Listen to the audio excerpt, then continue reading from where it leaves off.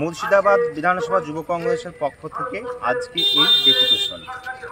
আজ পশ্চিমবাংলা, সারা পশ্চিমবাংলায় স্বাস্থ্য পরিকাঠামো ভেঙে পড়েছে। আজকে লালবাগ মহকুমার এটা হসপিটাল, এই হসপিটালে বিভিন্ন প্রান্ত থেকে মানুষ, সাধারণ মানুষ সুচিকিৎসার জন্য এসে থাকে, কিন্তু এখানে এসে সুচিকিৎসা কিছুই পায় না। এখানে সাধারণ মানুষ এসে ঘন্টার পর ঘন্টা এসে অপেক্ষা করতে হয় ডাক্তারের জন্য।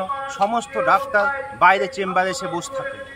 এখানে 62খানা ডাক্তার, 200খানা নার্স এই হসপিটাল, লালবাগ মহকুমার হসপিটালে আছে। সাধারণ মানুষ এসে চিকিৎসার জন্য আসলে তাকে দিনে 8-10টার সময় যদি ভর্তি হয় তো দেখা যাচ্ছে রাত্রে 8টা-9টা অবধি কোনো ডাক্তারের ট্রিটমেন্ট নেই।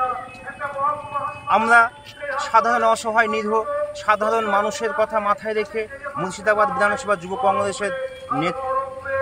কংগ্রেসের পক্ষ থেকে অধীর রঞ্জন চৌধুরীর নেতৃত্বে আজকে আমরা 9 দফা দাবি সামনে রেখে আজকে লালবাগ মহকুমাতে আমরা ডেপুটেশন দিতে এসেছি যুব কংগ্রেসের পক্ষ থেকে। আমাদের এই দাবি যদি হসপিটাল সুপার যদি আমাদের মান্যতা দেয় খুব ভালো কথা।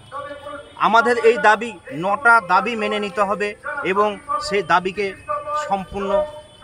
সম্পূর্ণ কাজ করতে হবে, না হলে আগামী দিন মুর্শিদাবাদ বিধানসভা যুব কংগ্রেসের পক্ষ থেকে আমাদের বৃহত্তম আন্দোলনের পথে আমরা আগাবো। একদম সুনিশ্চিত আমরা চাই এই হসপিটালের সঠিক পরিকাঠামো ফিরিয়ে নিয়ে আসতে। আমরা এই হসপিটালে এই লালবাগ লালগুলা সাধারণ অসহায় মানুষের ট্যাক্সের টাকায় প্রত্যেক মাসে অন্তপক্ষে 3 থেকে 4 কোটি টাকা ইনভেস্ট হয় এই লালবাগ মহকুমার হসপিটালে, এবং এই হসপিটালে বিপুল পরিমাণে ওষুধ কালোবাজারি হয়ে থাকে।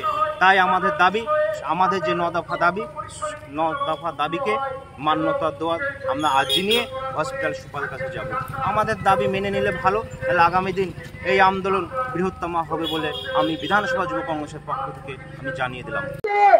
আর দীঘাতে জগন্নাথকে বসিয়ে আপনি মহৎ কাজ করেছেন, এটা আপনার মহৎ কাজ না, এটা আপনার রাজনৈতিক চিন্তাধারা।